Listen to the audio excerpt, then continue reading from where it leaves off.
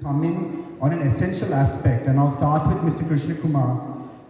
Even if it comes to Sri Lanka's debt sustainability, our revenue projections, our fiscal targets, everything depends on growth. Sri Lanka needs to grow. The economy has to grow and has to start immediately. So maybe we can have a short, brief understanding from each of our panelists on how they would advise Sri Lanka on future growth and use their own experience to enlighten us with this. So, Mr. Krishna Kumar, can we start with you? See, I've had the privilege of being in India in business when we used to grow at what was then called the Hindu rate of growth of 2 to 3%. And I've had the privilege when the growth got accelerated. The biggest difference I've seen as a business professional is that we started looking outward instead of inward. We looked at becoming competitive with the outside world, the global world, accepting it as a reality rather than living in isolation. And that was the change which I saw, and that is the change I believe which fueled growth and continues to fuel growth. Thank you. Honorable Aran Wickramaratne, may I put the same question to you? What do you see as key to Sri Lanka's growth over the next 5 to 10 years? I would say just opening up the system. I said there are many examples, but I use tourism as an example. We'll open this up.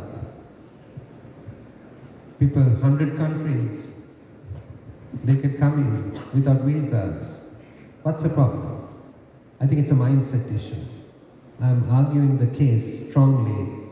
Let's open it up because I think that's absolutely critical. Our foreign policy, we are going to be an independent country, independent foreign policy, but we are going to be multi-aligned. The world has changed. 2 weeks ago, I was in Delhi just for a day and met the Minister of Sustainable Energy in Delhi, and I was talking with him and we were talking about energy and having a common energy program for the region. India has arrangements with Bhutan, with Nepal, with Bangladesh, not with Sri Lanka as yet.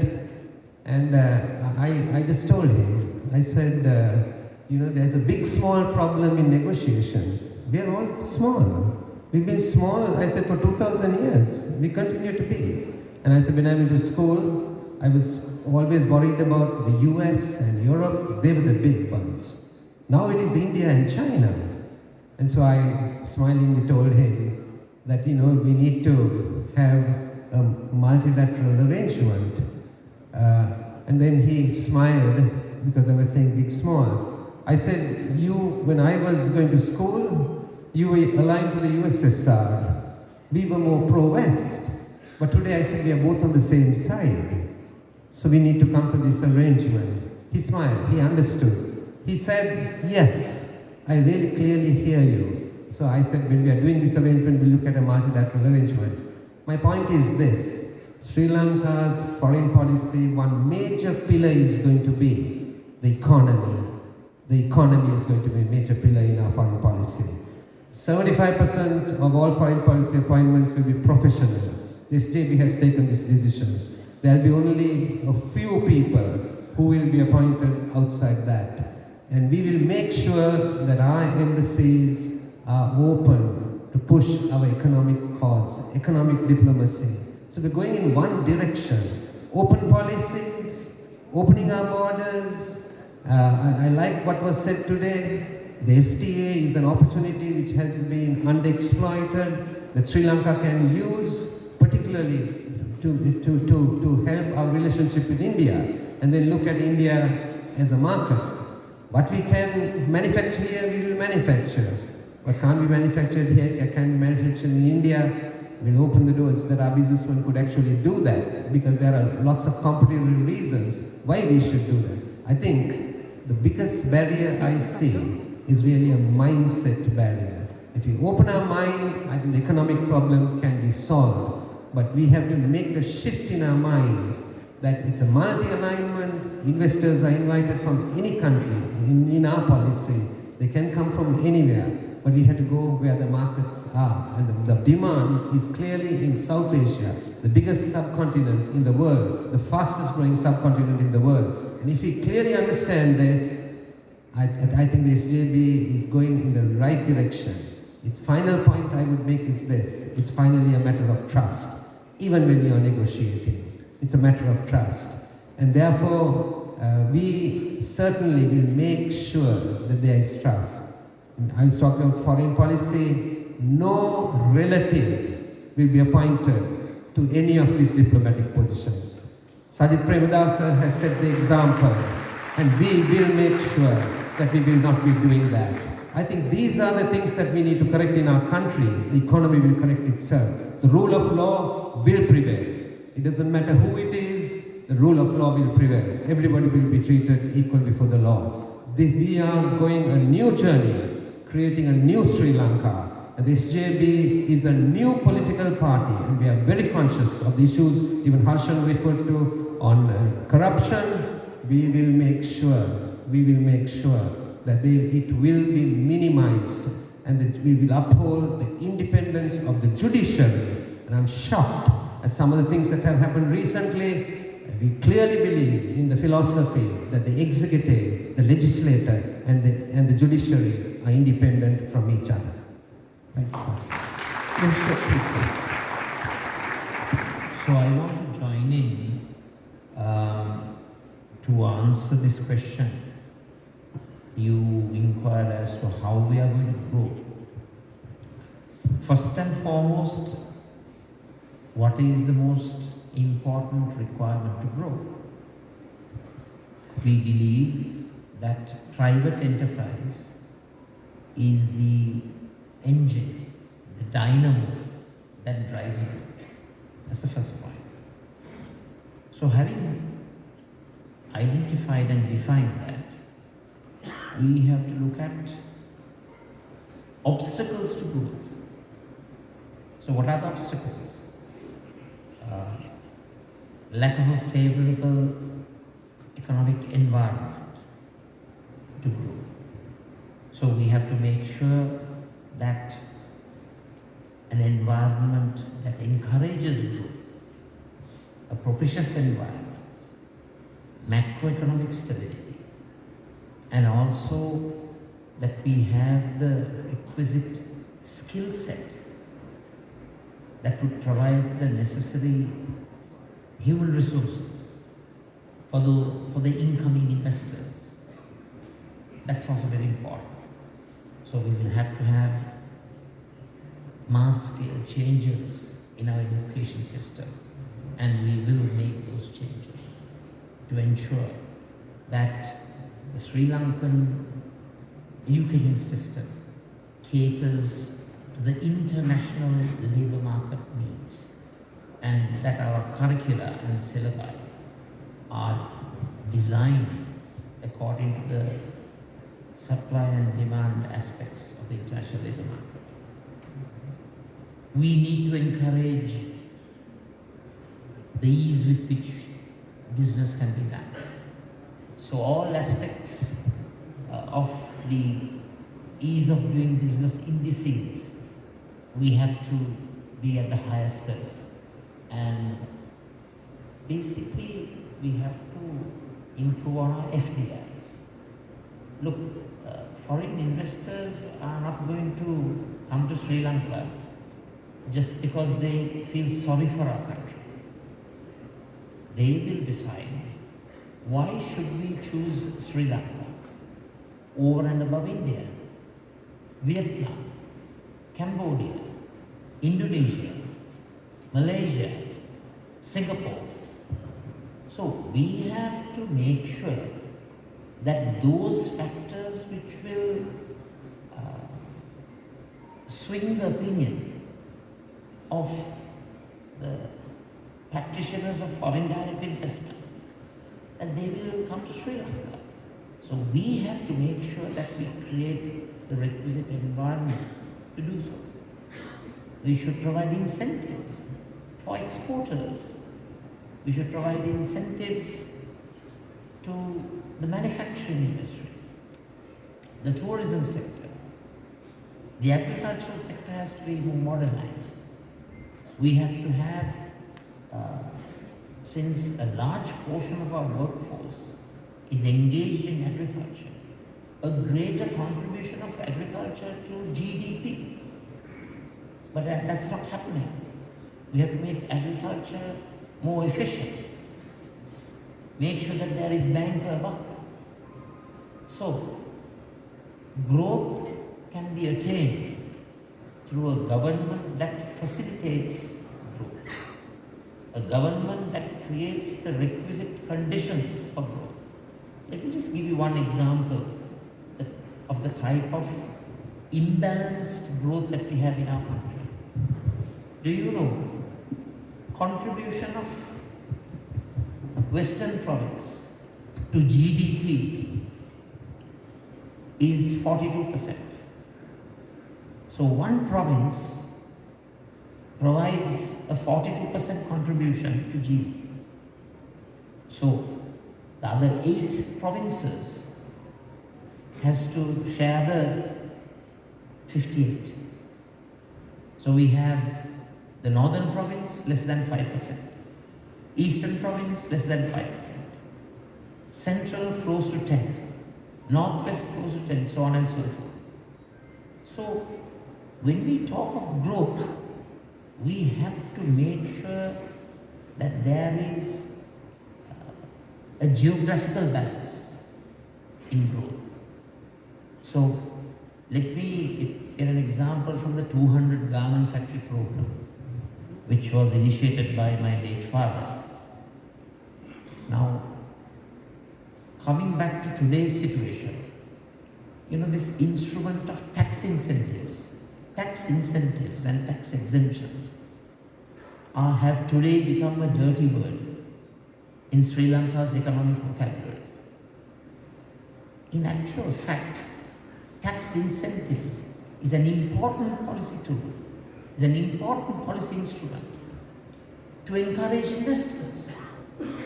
So during the 200 garment factory program, as you moved away from the metropolis, as you moved away from the capital towards the periphery, you got more and more advantages.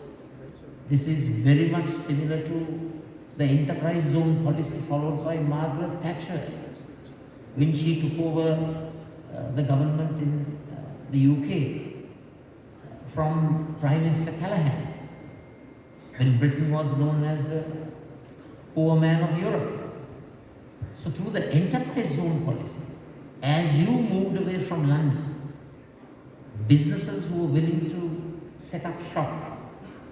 In fact, the enterprise zone policy had categorized geographically depressed areas, most depressed areas, affluent areas, so on and so forth. So depending on that categorization, you received incentives. You received favorable tax rates. You received tax holidays. With the 200 garment factory program, the investors received a duty-free permit. Those days they used to get it was called an intercooler those days. So those incentives were given because this whole process is a symbiotic process. So investors come and set up businesses, it helps the economy, it helps the employment rates, and so on and so forth, and creates the local economic multiplier. And the same token, those businesses receive the necessary incentives to earn profit and to reinvest those profit. Expansion of manufacturing facilities. So I think there are a multiplicity of policy tools and instruments that will encourage growth, and we as an administration are eagerly looking forward to implement those policies and bring about inclusive growth and shared prosperity. Thank you very much, sir. May I ask Honorable Rajkaran also just to come briefly on the growth topic, and we'll come to the end of our panel here. To grow, I think we all have to come together as Sri Lankans. Not a Tamil, a Muslim or a Sinhalese. I think it's very important that we are all treated equally. I can't imagine another situation we are divided as, can you remember Dr. Shafi's issue? Can you believe there was Wanda Satkam, Wanda Peti, Wanda Pottu? That was a time not far away. So the day that we respect each ethnicity and continue to grow as Sri Lankans, I think that is the day that we can really grow. Thank you, sir. So I'll come to Mrs. Singh next, and then Dr. Nishan, and I'll ask Dr. Aluwale to finish us off with the panel. Being a bankrupt country, I think we have a huge silver lining. If we take the human indicators in Sri Lanka, literacy rate is about 95. In India, it was in 94, it was 95, Sri Lanka. In India, it's about, I believe, 76. And life expectancies in Sri Lanka is about 76 males and females 80. In India, it's about 67. In Bangladesh, about 71. So we have a good platform. And we are a small country and we can pick up and run. So I believe the policies will get it right. There are eminent personalities where we discussed, and I believe we should be able to get the policies right. We should be able to talk to IMF and get things moving forward. I think with all that, we need a strong leader. A leader who's not corrupt.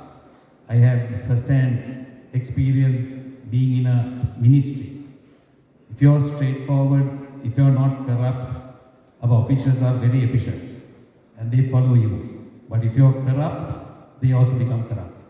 So if you have a strong leader who's not corrupt, I believe, I'm not saying because he's next to me, I have 100% trust in him that he has zero tolerance for corruption. And that's the best thing that I see in him. And I don't normally praise him in front of him.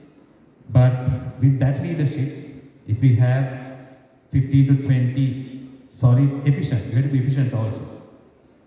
And I remember when I was given the task to have an industrial zone, they said it will take 6 years. I did it in 8 months. Because I've seen my predecessors, Gamit Sanayak, and those are the people we have been watching. But we have never got opportunity. From 94, we have not got opportunity. So I think this is the best opportunity we are getting. And we have a young, uncorrupt, clean leader. And with that, with all the policies, we need this.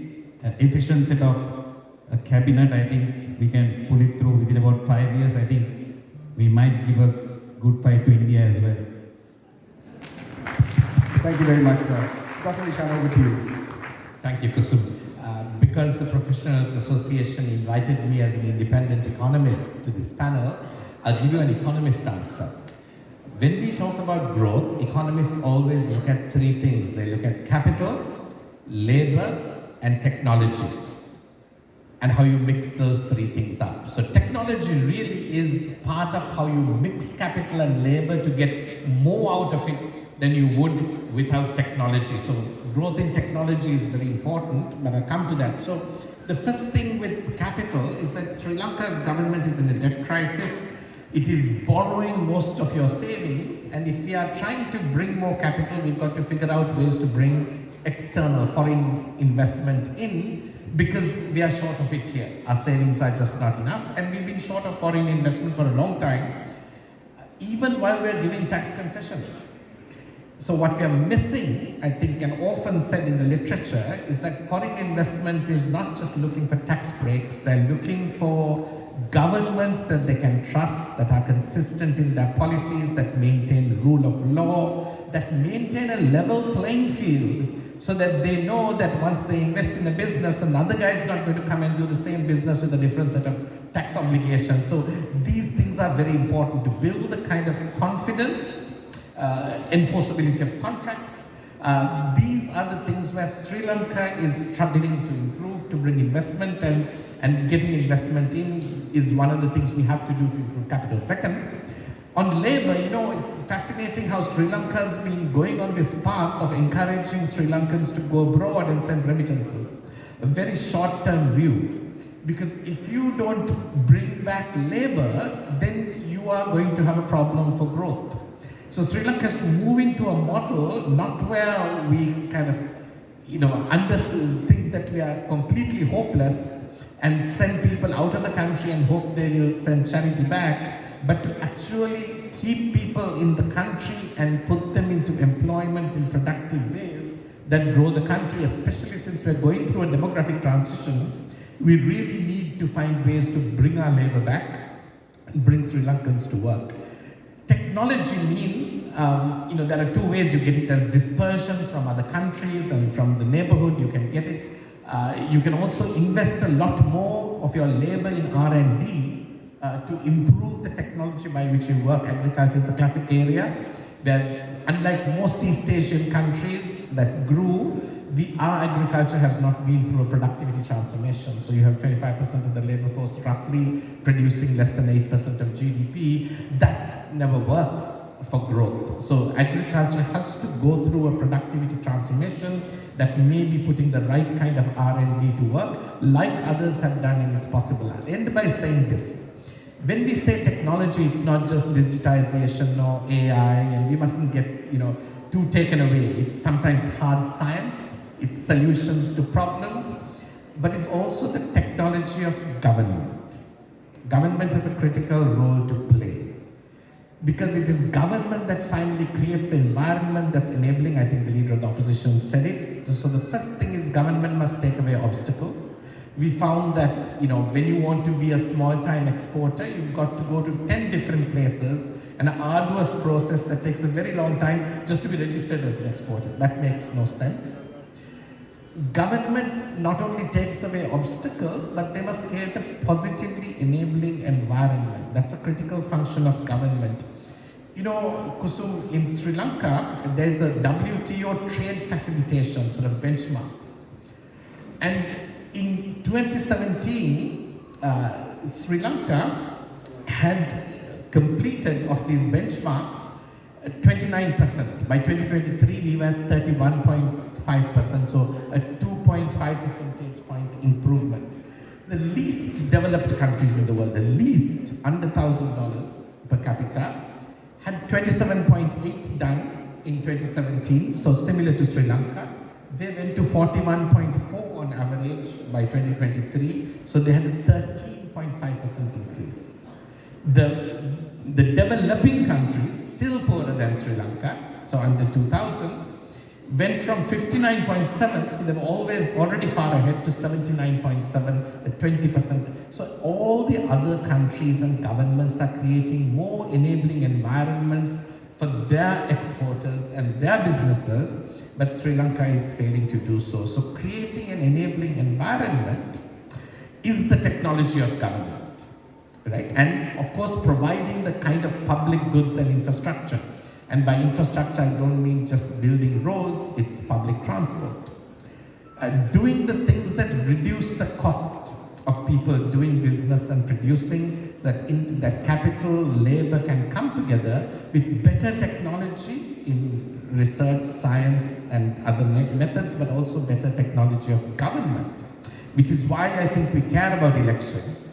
We care about elections to ask, what is the technology of government that will be put into place, because the growth doesn't come from government.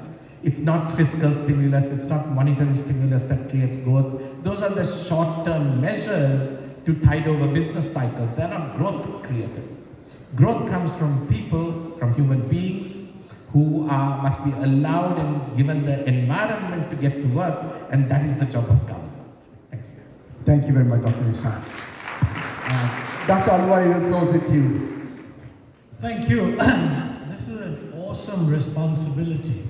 After a panel that has been so wide-ranging, I'm very encouraged by what I heard all the panelists say.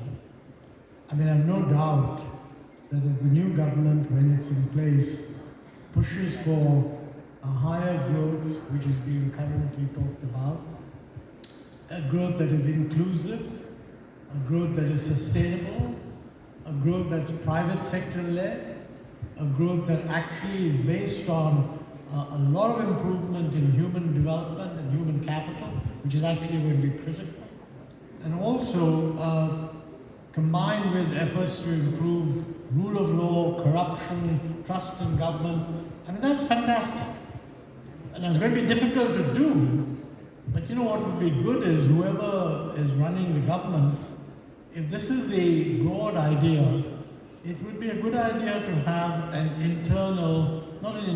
independent feedback, set up a mechanism where you can get an independent feedback on how much progress has actually been made in each of these things. You know, the government bodies that you entrust to do something, I mean, in all well-meaning ways, they will say, yes, we are making progress. I mean, that would be true in any government. But it would be useful to have some external body that a year later reports back to the president that these are the wonderful things that you outlined.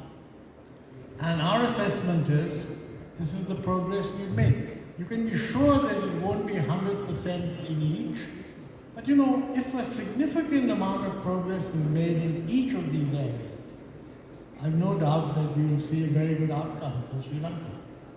So thank you for inviting me, and I learned a lot. Thanks. Thank you very much. Ladies and gentlemen, please give our panel a round of applause, and thank you very much for your patience. The time is 9:20, and I think we have some refreshments waiting for you outside as well. So thanks again, and have yourself a pleasant week. Thank you.